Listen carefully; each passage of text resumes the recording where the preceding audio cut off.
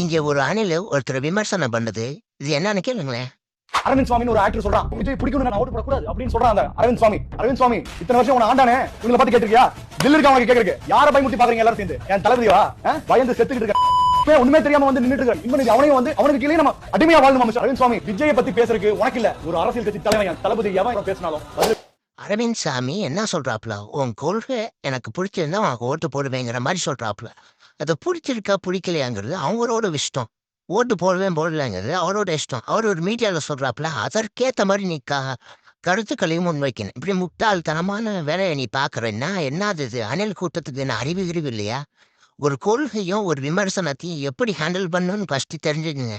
உங்கள் தலைவரும் சரி, நீங்களும் சரி, எங்கேயாவது போய் அரசியல் சென்டர் எதுவும் கற்றுத்தரானுங்கன்னா அவங்கள்ட்ட போய் கற்றுங்கடா. ஒரு விமர்சனத்தை கூட எதிர்கொள்ள முடியலன்னா என்ன மயிருக்கு நீங்கள் கட்சி நடத்தி என்னத்தை நீங்கள் ஆட்சி கூடிங்க போனீங்க? இதே மாதிரி நாளைக்கு வந்து வேற யாருனாச்சும் இப்போ சாதாரண ஒரு பொதுமக்கள் இருக்காங்கன்னு வச்சுங்களேன், நீங்கள் ஒரு அணில் கூட்டமாக இருக்கிறீங்க. அவங்க வந்துட்டு என்னப்பா ஆட்சி செய்கிறாங்கன்னா அவங்கள போட்டு அடிச்சு போடுங்க போலீங்க. அந்த லட்சணத்தில் இருப்பீங்களே நீங்கள்.